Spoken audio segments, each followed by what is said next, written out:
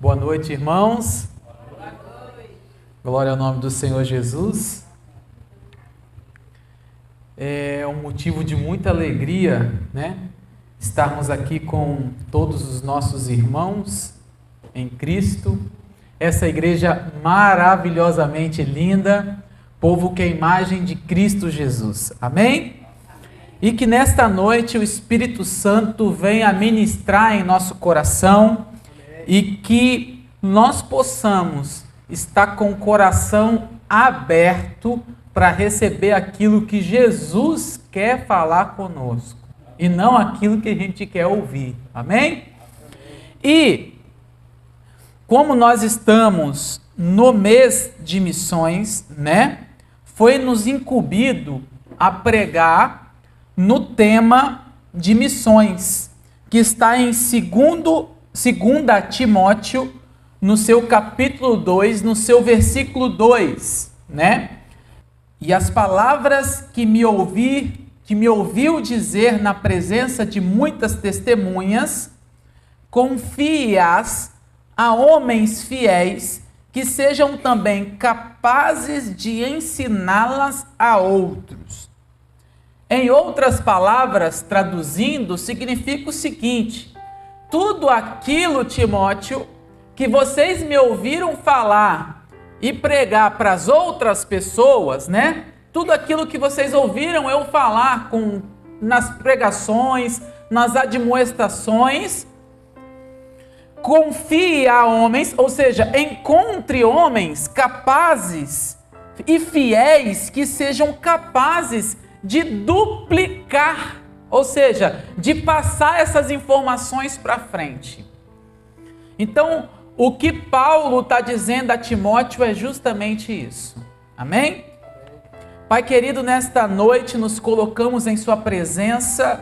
Queremos, Senhor, ouvir da tua voz, Pai, aquilo que o Senhor quer dizer e ministrar em nosso coração. Que sejamos, Senhor, aqui filhos obedientes e prontos a praticar aquilo que o Senhor quer que façamos, Senhor.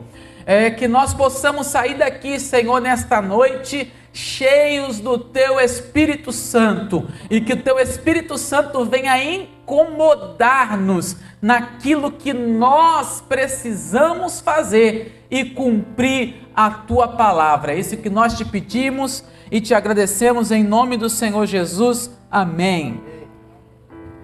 Querido, quando eu olho 2 Timóteo, eu entendo, trazendo o contexto, como já foi dito aqui, Paulo, ele está preso. E a preocupação na prisão de Paulo não é se fosse nos dias de hoje, um habeas corpus para ele ser liberado o quanto antes. A preocupação de Paulo aqui na prisão não é se iriam constituir um advogado para liberá-lo o mais rápido possível. A preocupação de Paulo aqui não era quantos dias a mais ele ficaria ali.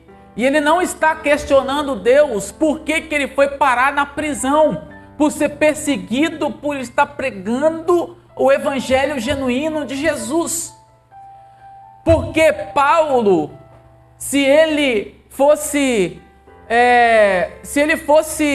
uma pessoa comum, seria muito mais fácil ele pegar todo o seu título e abandonar Jesus e voltar a ser aquilo que ele era antes, um estudioso da lei, um homem que tinha títulos, um homem estudado, um homem que lia e um homem que tinha a cidadania romana. Então, para Paulo seria muito mais fácil deixar esse negócio de Jesus de lado, que a sua vida seria muito mais fácil. A vida de Paulo, se ele continuasse lá atrás, seria muito mais simples, ele passaria muito menos perrengue do que isso. Mas só que Paulo escolheu seguir Jesus. E quando Paulo escolhe seguir Jesus, ele está abrindo mão de tudo. ele abriu mão de todas as coisas que ele tinha. Ele abriu mão do título, ele abriu mão do seu pedestral social e ele abre mão em prol do evangelho genuíno de Jesus.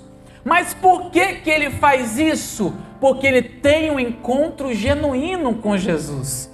E aí eu quero entender aqui nesta noite, porque todos nós, quando temos o encontro genuíno com Jesus, a nossa principal preocupação deveria ser: como é que eu vou mostrar Jesus a outras pessoas?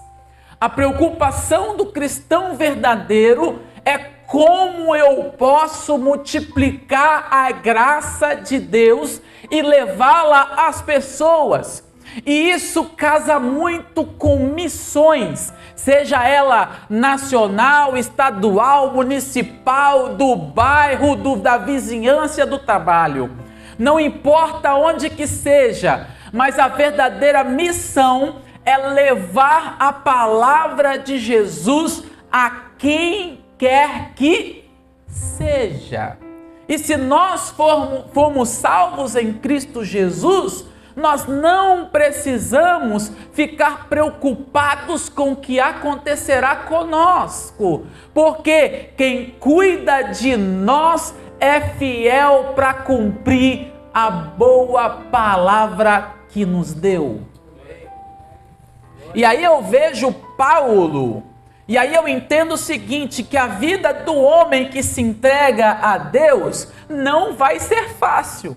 E Paulo não viveu momentos só de alegrias. Embora o mesmo Paulo disse lá: sei viver bonança, sei viver dificuldade, mas de todas as coisas eu sei que eu tudo posso naquele que me fortalece. Ou seja, Paulo viveu momentos de prisão, viveu momentos de fartura, viveu momentos que estava ao lado dos seus irmãos pregando, sendo bajulado, recebendo presentes. Mas Paulo também, nesse momento, está num momento de dificuldade dentro de uma cela, e a preocupação dele é com o reino de Deus. Será que nossos dias, será que hoje nós temos essa preocupação de Paulo? Porque nós entendemos aqui na mensagem, nos textos, o título dessa mensagem, ou o título do dia de hoje é Meu Legado, Minha Missão Ensinando. Paulo, ele levou isso muito ao pé da letra. Tanto que você vê as cartas de Paulo, as principais cartas dele, era como objetivo de nortear aqueles cristãos que se convertiam. Então a missão de Paulo era essa, e ele entendia qual era o seu chamado e para qual propósito Deus o tinha levantado. Paulo entendia muito bem que quando as escamas caíram dos seus olhos, era para cumprir o ide de Jesus. Mesmo Paulo não andando com Jesus, mesmo Paulo não sendo discípulo de Jesus, mas ele entendeu a missão. E essa missão está conosco aqui, nos dias atuais. Mesmo que nós não fomos contemporâneos de Jesus, mas a missão e o ide dele permanece até hoje. E aí, que missão é essa? Que nós entendemos que Paulo, ele fala com afinco, e a importância desse ensinamento é que Paulo estava preocupado ali, porque eu estou preso, a obra de Deus não pode parar. Porque eu estou preso, o amor de Deus jamais pode deixar de ser pregado. E aí Paulo escreve a Timóteo nesse intuito de falar: a Timóteo, nós precisamos de encontrar irmãos fiéis, capazes e dispostos a ensinar. E o que eu quero dizer aqui nesta noite, Jesus está aqui nesta noite à procura de fiéis, que se põem na posição para ser capacitados para ensinar aquilo que Deus quer que seja feito. Será que hoje nós nos colocamos na posição, primeiro, de fiel, como o Guto pregou, e nós deixamos-nos ser capacitados, como foi o tema da semana passada? Porque se nós formos fiéis, andarmos na direção de Cristo e deixarmos Deus nos capacitar, nós estaremos aptos a ensinar pessoas e multiplicar o amor de Cristo. Eram 12 apóstolos. E olha só a quantidade de pessoas que hoje nós temos que foram alcançadas pelo amor de Cristo. E quantas pessoas, só que nós não temos que olhar a quantidade de pessoas que já foram alcançadas. Nós precisamos de olhar a quantidade de pessoas que ainda não receberam graça. Quantos de nossa família, se Jesus voltasse hoje, não receberiam a graça da salvação? Quantas pessoas você conhece, irmão Zé, que necessitam da graça de Cristo Jesus? Quantas pessoas na sua escola, no seu trabalho, que você vê passando uma dificuldade tão grande, às vezes passando por depressões, passando por drogadição, passando por situações que você vê que a pessoa só está cavando o próprio fundo do poço, e essas pessoas, quem é que vai levar o amor de Deus para essas pessoas? Nós precisamos deixar-nos a ser usados pelo Espírito de Deus para que nós possamos ensinar essas pessoas. E qual é o nosso intuito aqui como cristão? Porque muitas das vezes a gente acha que a função de ensinar é a função do professor de EBD. É o Marcelo, é o Guto, são as nossas irmãs da educação infantil, da classe infantil da EBD. Mas não, muitas das vezes a gente acha que o papel só de ensinar é só dessas pessoas. Mas cada um de nós temos a missão de ensinar o amor de Jesus para todas as pessoas. Amém? E nós temos que entender que os ensinamentos desde o Antigo Testamento eram incentivados. Hoje é muito fácil, nós temos mídias sociais, que nós podemos ensinar as pessoas através das mídias sociais. Hoje nós temos a Bíblia Sagrada, seja ela digital ou física. Nós temos diversos livros de apoio à Bíblia. Nós temos várias formas que nós podemos utilizar para que a gente possa ensinar o amor de Deus para essas pessoas. Mas você já pensou como era isso no Antigo Testamento?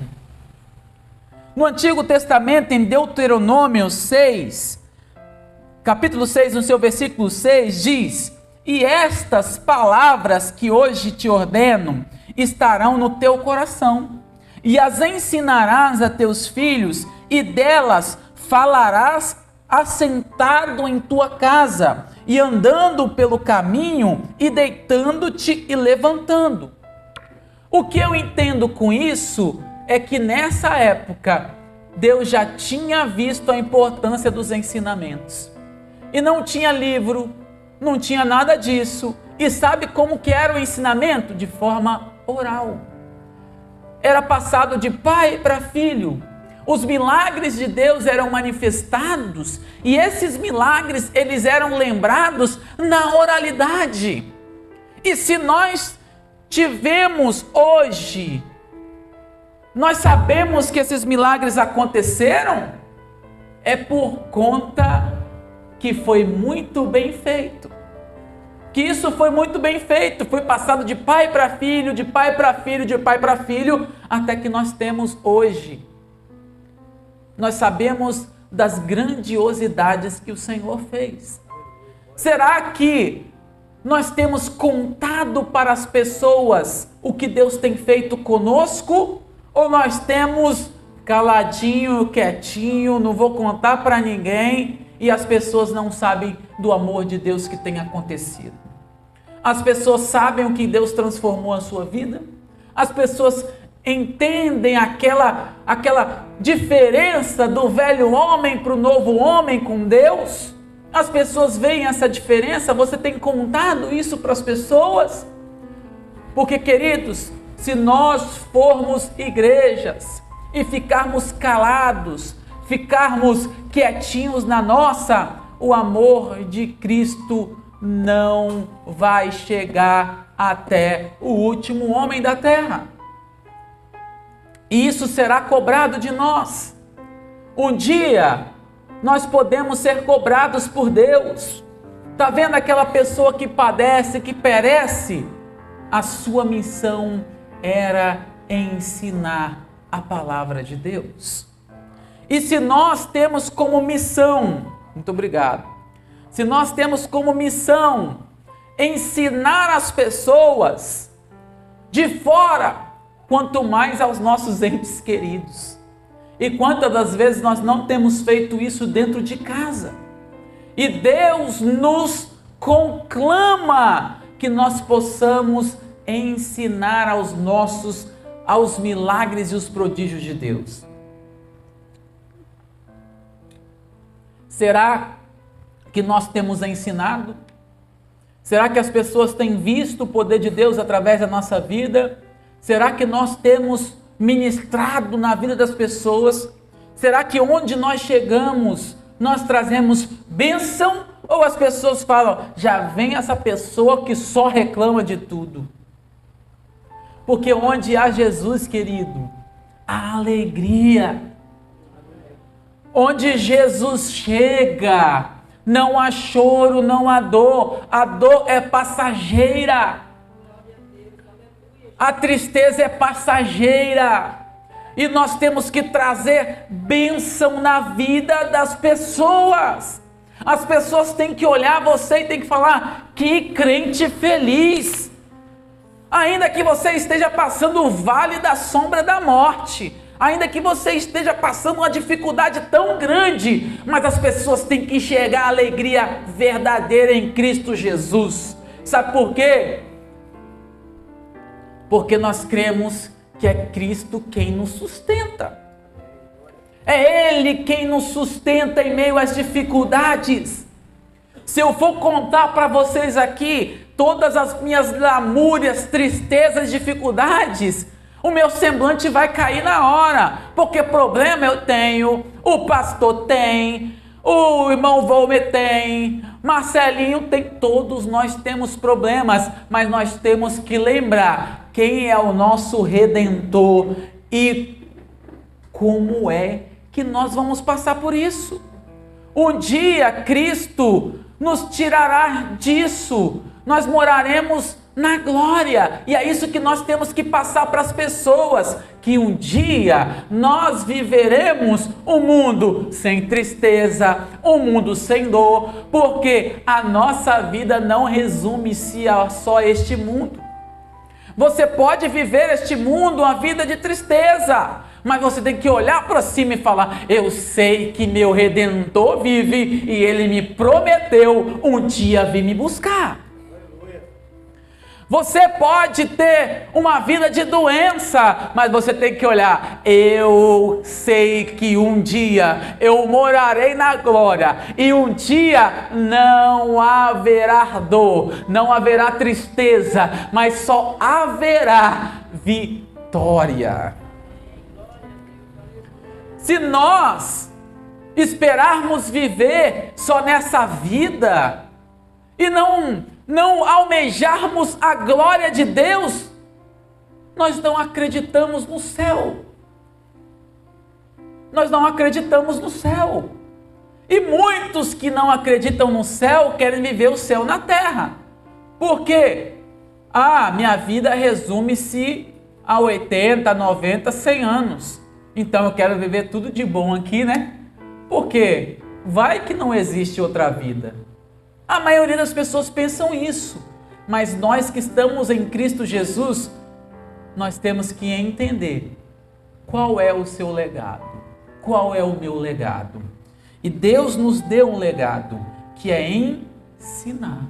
E que nós possamos entender o chamado de Cristo e que nós possamos praticar. E que nós possamos fazer discípulos. Que nós possamos, através da nossa vida, abençoar outras pessoas. Porque não há nada melhor, querido, do que você ver, através de uma mensagem que o Senhor me usou para falar com você, essa pessoa foi transformada. Através da sua vida, Deus pode mudar a vida de outras pessoas. E é isso que o Senhor quer fazer. Amém? A palavra de hoje, então, se você esquecer de tudo isso, é deixar-se Deus utilizar da sua vida para que outras vidas possam ser abençoadas. Deus vai te abençoar e a bênção do Senhor vai se estender a outras pessoas.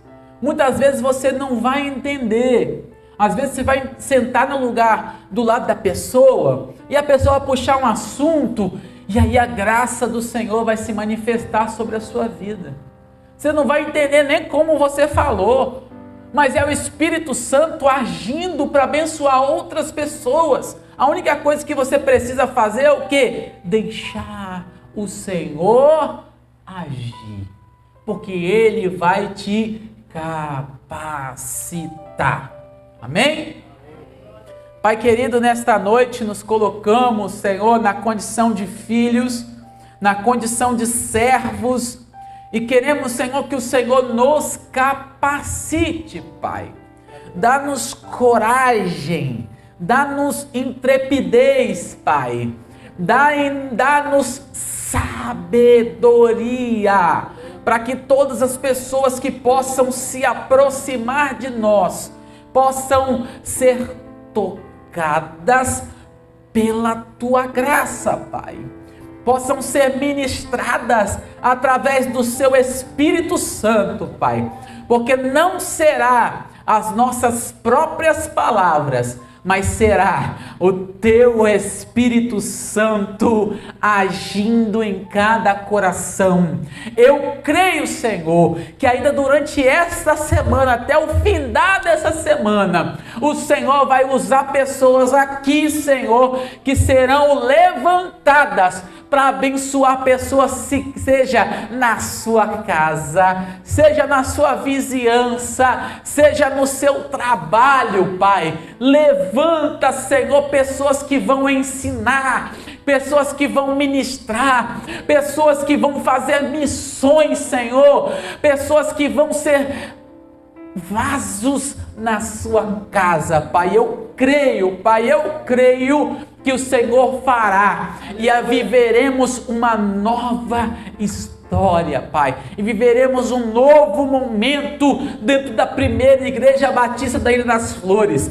Faltará cadeiras, Pai, aqui, porque o amor de Deus vai alcançar esse bairro, vai alcançar esse município e vai alcançar esta nação, Pai. Que o Seu povo possa deixar ser usado para que pessoas possam ser salvas em Cristo Jesus. É isso que eu te peço, Senhor. Te agradeço em nome do Senhor Jesus, que possamos ser ministrados, ir embora para casa e durante a semana, Senhor. É isso que eu te peço, te agradeço em nome do Senhor Jesus. Amém. Amanhã, amanhecer com Deus, amém?